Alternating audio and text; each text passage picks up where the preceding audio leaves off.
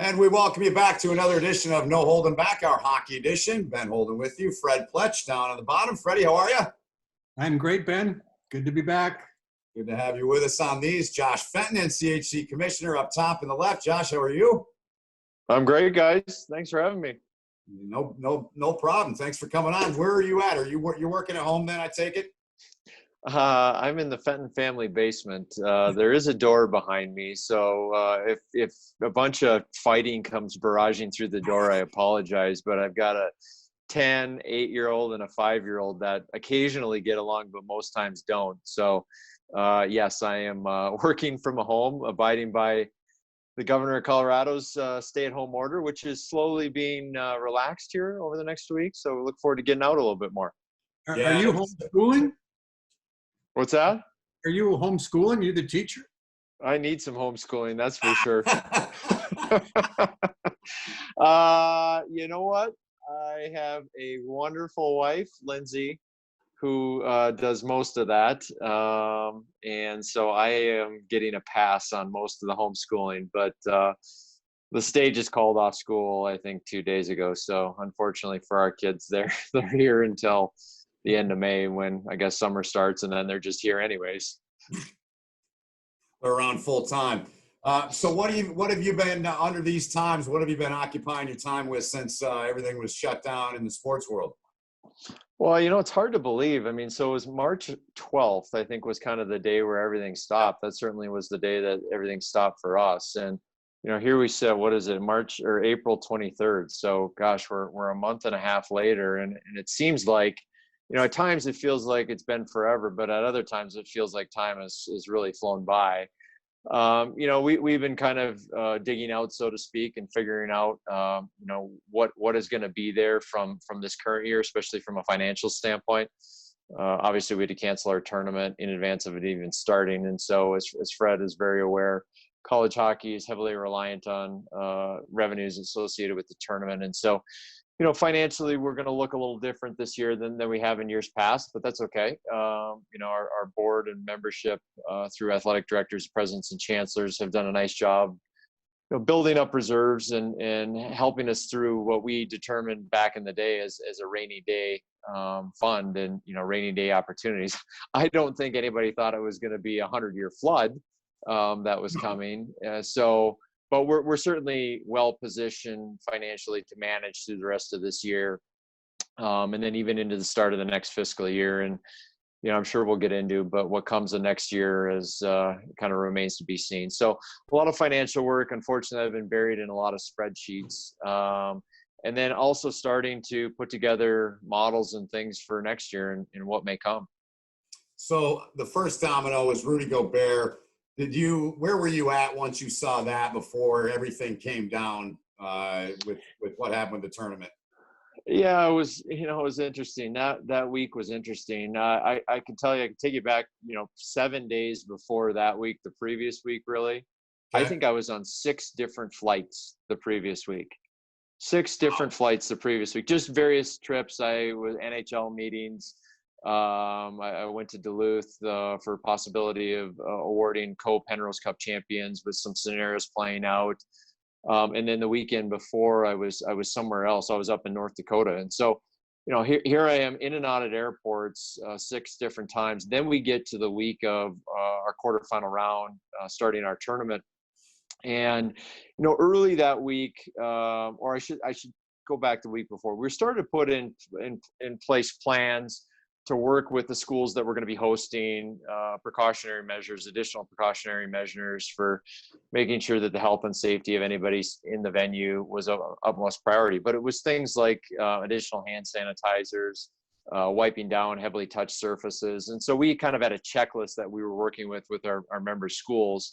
And as that week kind of got to us, I was having regular conversation with the chair of what we call our athletic council, our ADs, about kind of what was coming, and we were just kind of watching. And Monday was, I wouldn't call it a quiet day. It was more about preparing for how do we manage through the quarterfinal round and eventually the frozen face-off with fans in the stands. And then I think on Tuesday, the Ivy League canceled their basketball tournament. And I think that got the attention of a lot of people. It certainly got my attention. It caught me off guard a little bit because it was really the first kind of major cancellation. I think there was a professional tennis tournament that was canceled. And so I called our chair back. I said, "Do you see the Ivy League just canceled the men's basketball tournament?" He goes, "Yeah." He goes, he said something along the lines of, "I don't know what they're thinking." And so, but guess what? Ivy League people tend to be smarter than most of us, right? So maybe they were one step ahead. And, so Tuesday kind of finished and Wednesday came upon us, and we were checking in again on Wednesday morning. And there were more and more things that were coming out. Well, then all of a sudden the NCAA said, we're going to continue with the tournaments, but we're going to continue with the tournaments without fans.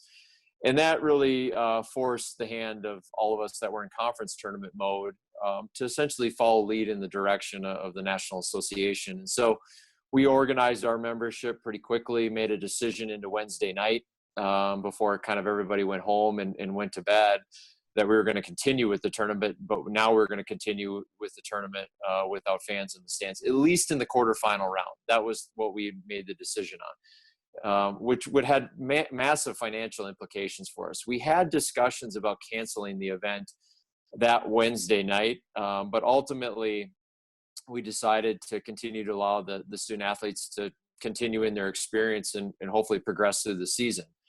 Well, then I was at home when the NBA news came out about Rudy Gobert and Adam Silver suspending the season, and I knew we were in trouble. And so it was pretty much first thing Wednesday morning, I was back on the phone with our chair. And he even was saying, hey, I'm getting pushback on our campus. Things are coming across my desk saying that, nobody can travel at all. And so things moved pretty quickly at that point. And by, I would call it mid-morning Colorado time, Mountain time, we were done and announced it maybe an hour later. Yeah. Ready? Well, Ben, you know that I've got a hockey story with everyone. So of course, I want to continue with the pandemic and repercussions and stuff after, but not too many people know that in the 2004-2005 season, Josh Fenton and I were teammates on the ice. Oh, that's right. Media game? At Goggin Ice Arena in Oxford, Ohio. It was during the NHL lockout. It was me and Josh. You remember who our other team? Yeah, I was going to say, you remember who our other teammate was? Rob Aller? Was it Rob Aller? Bob Hartley. Bob Hartley and Rob Aller from Fox Sports Detroit. Yeah, yes. Yeah, you would know Rob better than I would. But that is a great story, Fred. Bob Hartley on the ice with us during a pickup game. And his sour son. What's that? His sour son. Steve was in goal. Steve, his son, in goal, who was Miami's third goalie. And Bob basically, it was game day. Right. Andy Green was the captain of the Red Hawks. It was game day. Steve Hartley was the third goalie. So Bob wanted to play some shinny, and he asked Rico, and Steve came up. We played 2-on-2 from the goal line. It was exhausting. I think I finished and slept for 3 hours before the game that night with Matt Shepard.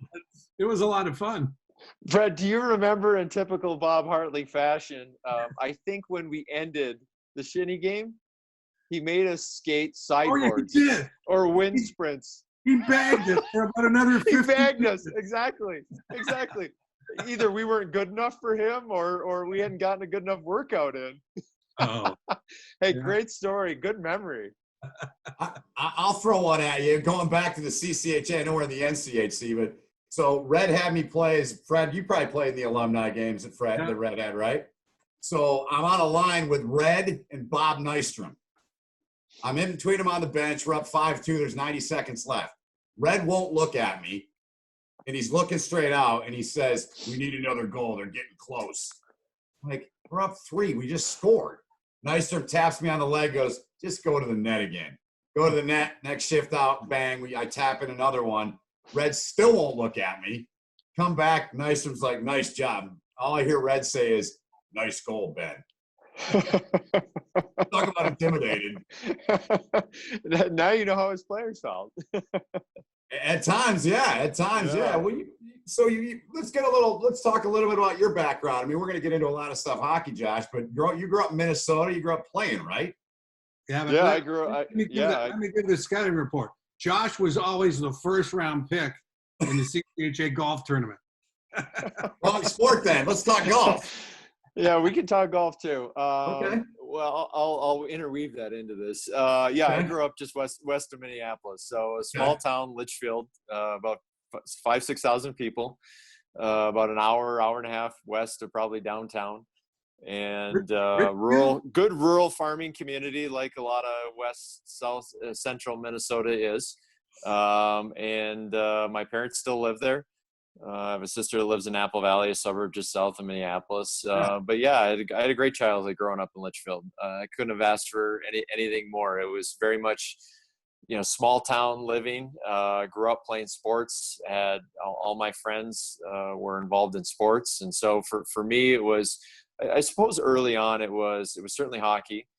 It was certainly golf. A little bit of baseball. And then into football a little bit. I would say those were probably the four primary ones. Over time, with the conflict season-wise and just didn't work out. Baseball and golf kind of conflicted with each other, so baseball kind of fell by the wayside probably in about 8th grade. But continued to play the other three and played the other three in high school. And so I had a chance, as I mentioned, we're a small town, small school, actually a cooperative hockey program. So we had 2 towns to the east of us were part of our high school hockey program. But my junior year, I had a chance to play in the Minnesota State High School tournament in the small class side of it, which was a incredible experience. And for any kid that grows up in the state of Minnesota playing hockey, boys or girls, that's a dream. That it truly is a dream.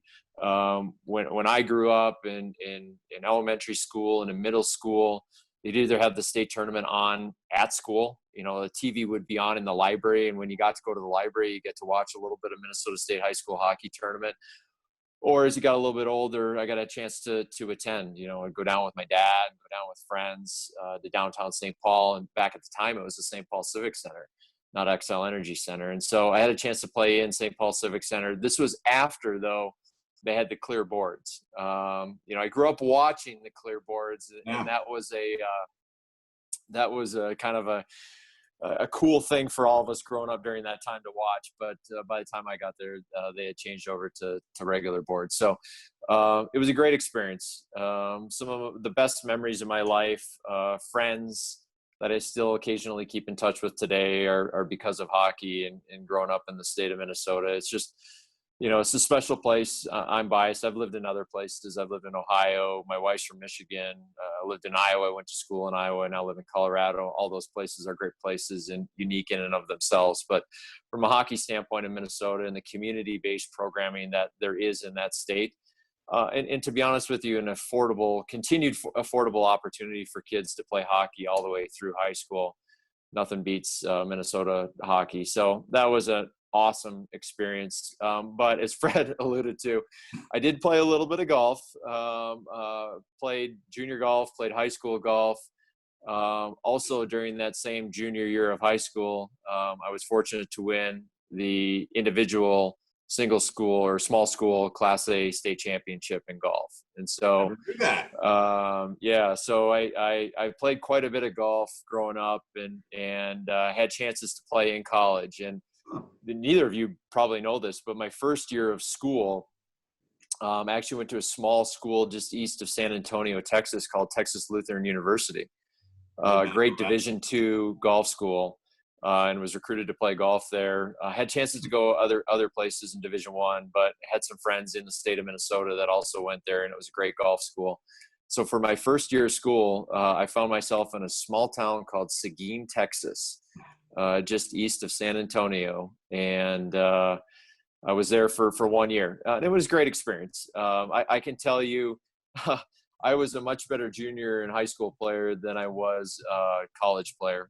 I like to say, and you all appreciate this, just being around hockey, I had a cup of coffee playing college golf, and that was about it. But I had the opportunity to move back to the Midwest. I was recruited out of high school by the head coach at Drake in Des Moines. He moved on to be the head coach at Iowa State. And so when I was looking to move back closer to home into the Midwest, I got in contact with him, and he gave me an opportunity to be a part of the team at Iowa State. And that's how I found myself at Iowa State and ultimately graduating from Iowa State.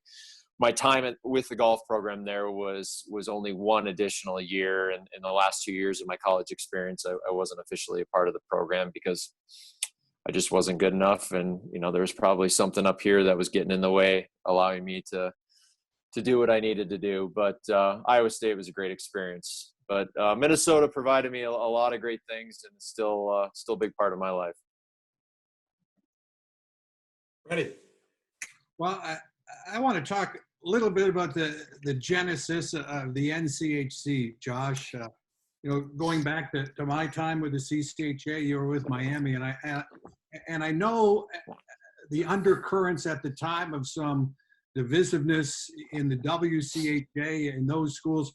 How did Miami get involved with that? Was that through George Gwozdecky, the head coach at Denver, who really was instrumental in the formation of the NCHC?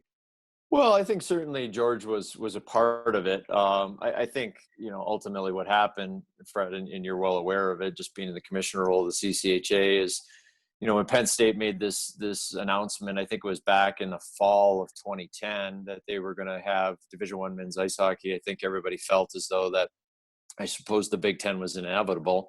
I don't know that it was officially announced at that time. I don't think it actually became official maybe until the spring of 2011. But that certainly put the wheels in motion. And, I think people, some of our schools that are in the NCHC now, North Dakota and Denver in particular, and then eventually CC, Nebraska, Omaha, they were thinking about potentially doing something different. They knew that Minnesota and Wisconsin wouldn't be a part of the WCHA moving forward. And I think they were thinking about, is there something different that could be created out of this? And so there was conversation that took place between Miami, North Dakota, Denver, and again, eventually CC, Nebraska, Omaha, and then even a little bit further into it, Minnesota, Duluth, and then even beyond when we officially announced Western Michigan and St. Cloud State. And so, it was early spring, late winter-ish timeframe there, Fred, when probably most of that discussion started. And then I think it just kind of continued to evolve and develop until the announcement in July of 2011. And, Miami was very fortunate, and I was fortunate to be a part of it at the time where the program was at pretty much a peak competitively, had been to a couple back-to-back Frozen Fours, one national championship game that obviously didn't go so hot in the last minute and a half, but in overtime. But Miami competitively was I think at a pretty good spot. And so, I think there was a thought that, is this an opportunity to align ourselves with those that have a high level of institutional commitment to hockey at the highest level, a commitment to winning conference championships, national championships, and whatnot. And so I think that was a lot of the mindset and when a lot of those conversations started. Yeah. Well, just to put some more perspective on that, Ben, and you'll recall at the time, Josh, Omaha had left the CCHA to go to the WCHA, leaving the CCHA with 11 teams. And Penn State made that announcement that they were going to start varsity hockey. And you would think, looking at it, the CCHA would have been a natural fit for Penn State as a 12 team. Gives you the even number of teams, maybe a rivalry with Ohio State. And I never learned this until a few years ago. Joe Batista from Penn State, the longtime club coach there, he was instrumental in starting the Penn State varsity program. And he told me the story. He was at home one night, just about to take his wife out for a nice dinner, and he got a call, and it was Terry Pegula. And Terry Pegula said, "Joe, why aren't we playing? Why can't Penn State play against Michigan and Ohio State in hockey?" And Joe had to kind of explain to him the whole club hockey, varsity hockey, and then before the 2-hour phone call was done, Terry Pagula had made a commitment to get varsity hockey started at Penn State with a financial commitment, and the rest is history. It was, and the commitment was dependent not on joining any other league. There had to be a Big Ten hockey league, and that kind of fell within the jurisdiction of the Big Ten bylaws, that if there were 6 teams playing a varsity sport, they had to have a Big Ten league. So that's kind of the background. I'm sure Josh knows that, once the Wisconsin, Minnesota were leaving, the 3 schools in the CCHA, that there was going to be change, and Miami was looking for the best spot to land. Right, Josh? Yeah, absolutely. And Fred, I've also heard that story about Penn State. An interesting side note, when Penn State was doing their due diligence about adding a program, building a facility, I was a part of a meeting in Oxford at Miami that involved Steve Cady, longtime senior associate AD at Miami, a person that started the varsity hockey program at Miami, and a few other people at the institution, with people from Penn State to look at the facility. So they were getting their ideas about what needs to go into our facility, and so they came to Goggin Ice Center and looked at Miami's facility. And I'll never forget, Fred, after the fact, we walked around the arena and looked at some things, and Steve, as good as he is in facilities, was pointing out kind of the intricacies and the details that I think they appreciated. We sat down in the conference room and just had a general discussion. And a lot of it was about the facility. And I do remember a discussion about, okay, well, what does this mean? Penn State, if you do add a hockey program, how does that change the landscape? And I remember distinctly having a conversation about how, because to your point, Nebraska Omaha had moved over to the WCHA, Penn State would have been a good fit into the CCHA, would have moved the number back to 12, obviously would have played Big Ten opponents like Ohio State, Michigan State. And in the room was Joe. Joe was in the room. Tim Curley, the AD, wasn't there at the time, but the president, Graham Spanier, who was the president at the time, unfortunately was a part of the Sandusky situation. He was in the room, and so we talked a little bit about the conference alignment, and they didn't say much. Maybe they already kind of knew, and maybe that discussion with Terry had already happened. And I should say Terry was in the room as well. So we had Joe, we had Terry, and we had Graham Spanier in the room.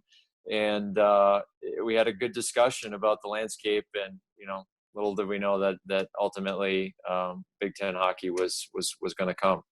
Yeah. And our great conference was born in, 7 years now. 7 years, right? 7 years, yeah. Does it seem like 7 years? I call it 6 7/8 of a year. Yeah, I was going to say 6. Yeah, probably better than 3/4. Yeah. Yeah. Does it feel that long for you? It doesn't feel that long. I mean, it's hard to believe 7 seasons.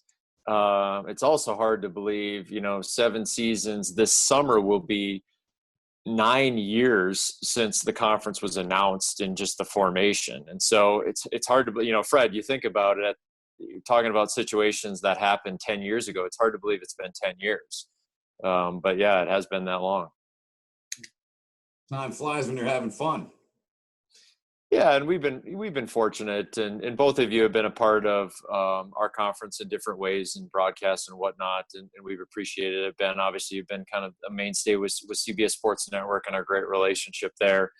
But Fred knows this, being in the position that he's been in the past. The member institutions do what they do on the ice surface. Yeah. This guy, despite how many wind sprints Bob Hartley maybe skate that day, doesn't take any credit for scoring goals or making saves. And so, what they do, and, who they hire in terms of coaches and great staffs, and the coaches go out and recruit great student athletes, both on and off the ice. And we've been fortunate. You certainly got to get some luck. And we've definitely had some luck, at least in the last 4 years. I guess who knows what would have happened in the national tournament this year, but I feel that we were well positioned to try to make a run for 5 in a row. But the schools deserve a ton of credit. the buy-in that we get from our athletic directors, presidents, chancellors, FARs, head coaches, all the way down to supporting staff members, marketing directors, SIDs, compliance administrators. I don't know. There's just a sense of solidarity and a sense of commonality in the room that I think has helped us kind of achieve some of the things that we've achieved. And we try to do things in the conference office that can promote and support what our membership wants us to do. But our focus is always on, how can we improve our experiences for student athletes? How can we improve our experiences for fans? And so things, whether it be digitally or through, things you guys have been involved with television, to trying to create a great championship tournament experience.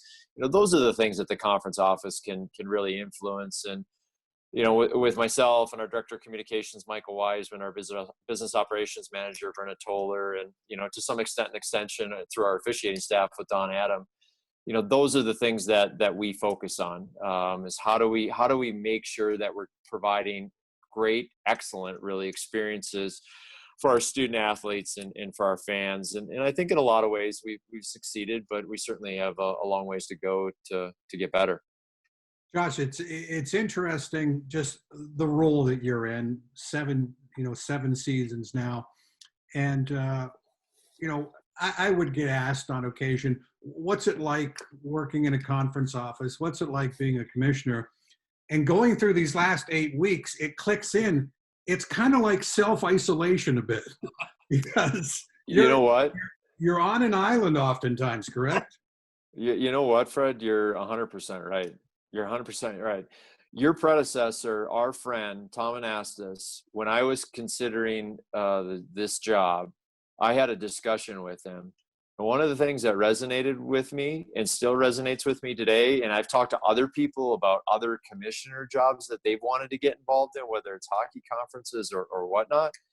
He said to me, there's a sense of loneliness at times. And I don't mean that to sound, feel sorry for me type of thing, but the reality is we're a single sport conference. We're small office and structure. And sometimes you have people that like you and the other half doesn't like you. And then the next day that flips. And so you've got different people that don't like you and a separate set of people that like you. And so there is an isolation factor. There's a loneliness type of factor that can certainly come into the job. I love it. Not necessarily being isolated all the time and sitting in my basement, at least for the last 6 weeks. But, I love the job in the sense of the game. I'm passionate by the game. And just love the game, watching the game, being around the game, being around coaches, talking to coaches about strategy and what are they seeing in the game. I love that part of it. I go on the ice for coaching with my sons that now play. And so just being out on the ice and being involved in the game really, really drives me and fuels me. But I enjoy kind of the leadership aspect of trying to shepherd ways to improve across 8 institutions. One thing you have to remember is, and Fred knows this very well, is, I don't have one boss. I have 8 bosses. And a lot of times not 8 bosses, it's 8 institutions. And we have a lot of different constituency groups at those institutions. We've got coaches, we've got presidents, we got chancellors, we got ADs, so there's levels there that, you almost feel responsible to. And so I've really enjoyed kind of working across an organization, dealing with different institutions, understanding what they're going through on a daily basis on their campus, asking them how can the conference help them, leading in a sense to where if we want to do something as a conference, how do you shepherd that idea into becoming reality? Dave Andrews, a longtime president and CEO of the American Hockey League, told me something once. He said, Josh, I made a huge mistake when I first took over as a president and CEO.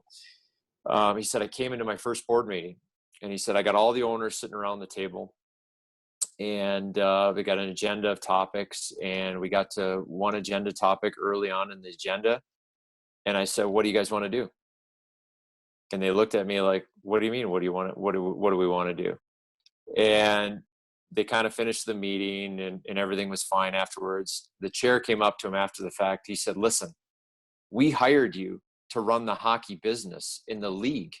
And so we need you and the league to help us understand what we need to do, make recommendations, set course, set direction. If we feel like maybe you're not going in the right direction, or we feel like there's a different perspective, we'll tell you.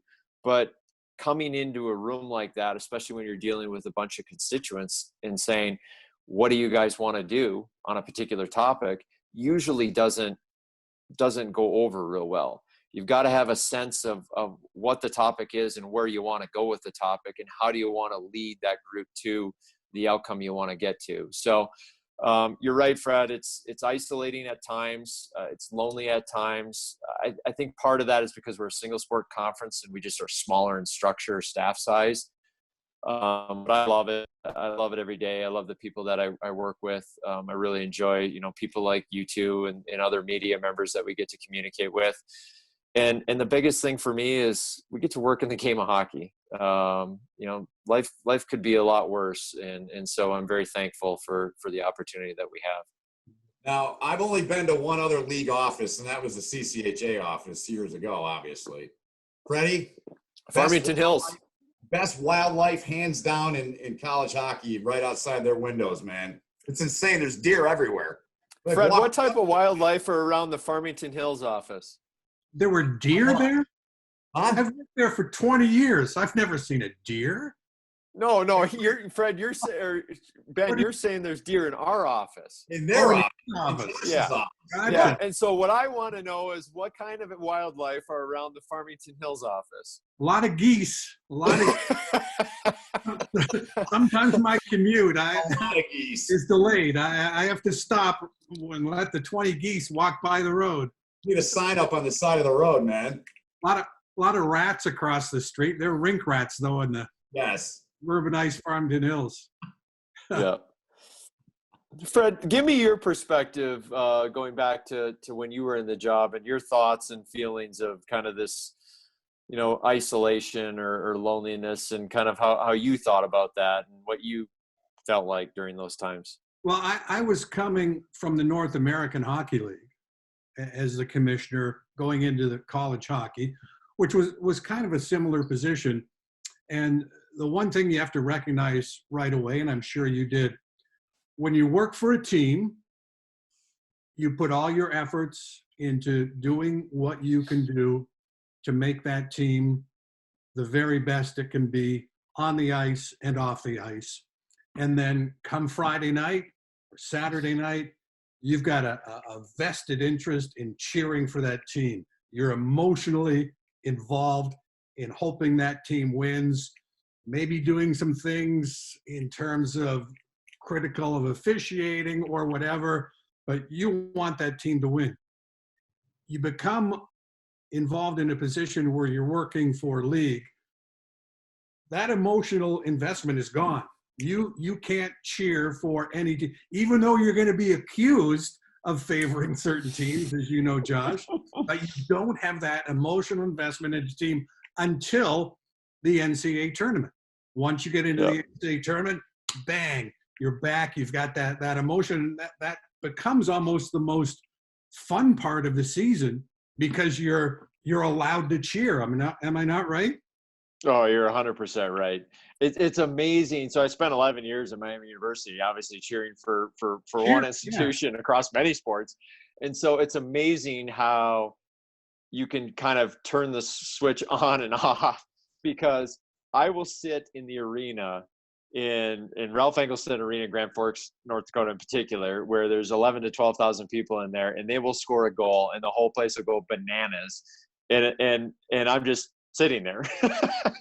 And so you're right, this emotional attachment to what you feel when you're a part of a team or cheering for a team completely goes away when you're in these types of positions, which obviously is important, and it's what you have to be. And in all sincerity, I go to all games, including the games that of the place that I was at for 11 years prior, and I have no emotional investment in what's going on in the game, other than when things get going from an officiating standpoint. Right. Then I start to get a little emotionally involved in the game, right, Yeah, Fred? it's incredible. I mean, there's pandemonium everywhere, and you're just sitting there taking it all in. Because it's true. You go to a game with a completely different perspective. You're worried about game management. Is the building following all the rules and regulations? Is the video review equipment, is it all working? The new rule that we passed for the equipment 3 months ago, is that all working? Is that good? Josh mentioned officiating. You're just hoping that a referee, you can't criticize judgment of a referee. You can't criticize judgment, but you can be critical if they don't know the rules. If they don't know the rules. For sure. You're hoping a coach doesn't go off for whatever reason. You're hoping a player doesn't go off for whatever reason. You're hoping a player doesn't get hurt. You're hoping the students behave. I mean, it's just a laundry list of things that could potentially go wrong. Well, everyone else in the rink is there to enjoy the game. Sometimes you really can't do that until the NCAA tournament. Yeah, absolutely. I mean, you'll appreciate this. We would take 3-2 back and forth hockey games, lots of action, 2 penalties aside, no reviews during the entire game all day long. We on TV. Yeah, no, I know on that one too. But you're right. But Fred, once you do get to the NCAA tournament, it is a different feeling. You're not outwardly cheering, so to speak, but you're emotionally involved. And when you're sitting there watching one of your teams playing a regional or Frozen Four or even national championship game, there is a bit more of a emotional kind of investment and certainly tension that I feel as I watch those games. I remember calling Mike Murphy one time. Mike Murphy, vice president of the NHL. His sons played college hockey. He was a longtime NHLer, and just getting into a discussion about, going to a game or watching games Friday, Saturday night. He says, Fred, you're like a fireman. You gotta pull your boots on and get ready to put out the fires. You might go home or you're driving home from the rink and the phone rings and it's an NHL general manager goes, and then the next morning there's a voicemail. Hey Murph, sorry about last night. I was a little excited, as you know. I want to apologize. And how are we going to address this? And things have calmed down back to a more rational level. But that's just the way it is too, though, Josh. You get used to it. You get used to those ebbs and flows, and hope that the people that you have vested with the decision-making powers in whatever area are doing the job. Yeah, I'll give you a great example. I mean, we put in a communication policy just in terms of how coaches and institutional staff members can communicate with conference staff members as we go from kind of a Friday, Saturday, game night type of thing. Because as you can appreciate, usually nothing great can happen immediately after a game, with a high intensity, maybe some controversy in the game from an officiating standpoint or video review or what have you. When a coach wants to call a supervisor or director of officials or commissioner. And so, we've learned over time, and our coaches have been awesome and great for the most part about adhering to the policy, which is, we have this cooling off period. And so if a game happens on Friday night, you have an opportunity to speak with the supervisor that's at the game or the director of officials, if you prefer just to call him, the next morning. And so we've found that the conversations are a lot more productive. It certainly isn't taking away, people's strong feelings one way or another about whether they think something happened in a correct way or an incorrect way from the previous night. But we just feel like the conversations happen to be probably a little bit more productive the next day than they do at 1 a.m. on a Friday night or after a good game on Saturday. The other thing that we've done, and I think it's been helpful as well, and I think the coaches have appreciated. So, when our staff goes into a series, we're because of geography, we're typically going in there for the weekend series. And so when I travel, or our supervisors travel, or director officials travel, they're going in for both games, Friday and Saturday night. They'll go into visit with the coaches before Friday night's game. They'll sit down and chat, and do you have any concerns? Do you have any issues? Do you have any things you want to bring up from an officiating standpoint or otherwise? And a lot of times it isn't even officiating discussion that we have. It's just maybe what's going on in the conference, what's going on nationally. And so we have those conversations Friday. And as I told you, obviously we have games go on, and we have this no communication after the game Friday. And then, sometimes we'll have to have communication Saturday morning about things that occurred Friday. But what we don't do is we don't go back in to the rooms prior to games on Saturday. We were previously doing that, and what we found, and I think the coaches appreciate this, is we go back in there, and then what it became was a rehashing of issues from Friday night. Well, what are they trying to do at that point in time? They're trying to get ready for a game on Saturday night. And so, we don't want to take away from that. And I don't know, what benefit comes from, maybe rehashing issues from the previous night when you're an hour to an hour and a half before the next game. So, we haven't been going in on Saturday night, and it's worked out. And I think our communication amongst institutions, coaches in particular, and conference staff, supervisors, director officials, myself, has really improved. I don't think it was bad before, but I think it's really, really improved. And I think that's allowed us to just operate a little bit better. And I think that's a great point, to take it to that extent. We used to always adhere to a cardinal rule: no good can come of talking to the coach of a losing team after a game. Well, yeah, they could seek out a supervisor, but to take it to that next step, let's review the weekend after the weekend, and not having to talk to somebody before the second game of a 2-game series. That makes sense, because the focus for everyone should be on the game about to be played, not the one that was played 20 hours ago. Right. And I would say, to close this point, there are situations when we know we have to go talk to a coach immediately after a game on Friday or that night. Those are few and far between, but there are situations that will come up in a game where, we make a decision to say, okay, we got to have a conversation with the coach because we got to clear something up right here and now. But by and large, if it's a conversation about concerns over the restraining foul enforcement from the previous night, we'll have those conversations, but we'll have those conversations the next day. Well, this has been Commissioner's Corner, brought to you by Tim Hortons. Josh, before we let you go, what are some things, some positive things you've taken away from this time, being in the situation and the times we're in now? Well, I think the most obvious one is that, we're sitting down as a family and having dinner together pretty much every night. Our season at this point obviously would have been over, and I guess we would have been a part of annual meetings right now. But, even if we weren't doing that, I've got boys that are involved in baseball and hockey. And so we would have been going every which direction, which we love as a family. Yep. But the fact that we've been able to kind of sit down and have dinner together and spend time together has really been a blessing. And my wife and I were talking about it last night a little bit, because I brought it up from the standpoint of our 2 oldest boys. I said to her, because we've been on stay-at-home order for like 6 weeks now, maybe 5. I said, I don't think our 2 oldest boys have been in the car in 5 weeks.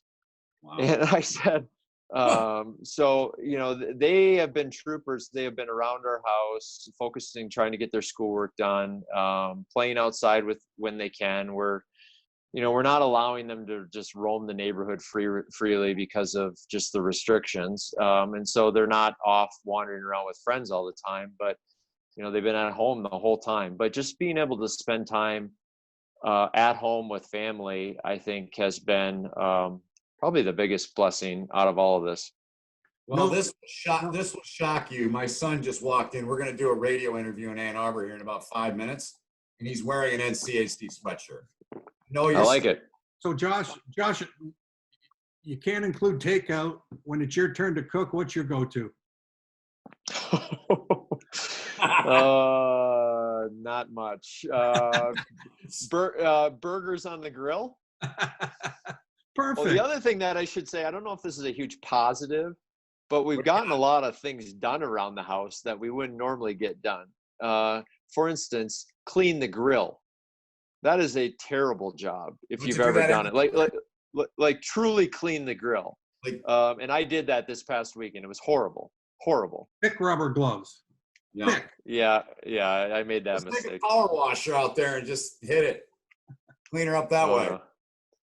Yeah, it was not good. So, well, Josh, appreciate the time and look forward to catching up with you as we go out, and keep doing these interviews, and we'll be talking, I know. And thanks for all you do. Thanks for your time today. It was fun listening to a lot of the conversation you guys were getting into, and I know it's going to help a lot of people out there that were watching and listening this whatever platform they were on. Well, great being with you guys. Thanks for having me. It's always good to see both of you. And Ben, I see a little bit more, but Fred, good to see your face, and I see you got a little bit of growth going there. Well, just a quick backstory. This is my Stanley Cup beard. I've never grown a beard. We're doing this in July, so it might be down to here. You mentioned March 12th, the night after the NBA season got gassed. That's the day my wife flew to Palm Springs, California. So I vowed I'm not going to shave until she returns. Oh, she's still down there. Well, she's flying back now, but there's a 2-week ISO period, so might be another 2 weeks. It's a lot of shows we got to do, Freddie, in between now and then. That thing's going to be. I mean, it's starting to get. I mean, the mustache handlebar look is borderline Lanny McDonald. Getting there. When I shave, I'm going to get the Fu Manchu going just for some pictures. Perfect. Yeah. We got to do a show like that. 70s. That's 70s hockey show. There you go. But it's great being with you guys, and in all sincerity, it's just great to see you, Fred. And as we talked about kind of what I've been doing, I tell you what, Ben, Fred and his predecessor, Tom Anastas, big influences in my life in terms of how we run our operation. I'd love to invite Fred into our world on a day-to-day basis, and he would. I think he would say, "Man, this is a lot like what we used to do in the CCHA." So, that's Freddie says too. What's that? That's what Michael Weisman says too when I talk to him. Exactly. Hey. No idea is original. We've got to steal everything, right? He needs to reinvent the wheel. And I learned from two good ones, and I say that with all sincerity. So, Fred, to you and to Tom, thank you. Thank you. Right on. On that note, we say so long. Josh Fenton, Fred Pletsch, Ben Holden, thanks for joining us on this edition of No Holding Back, our hockey edition. We'll see you next time with an all-new edition.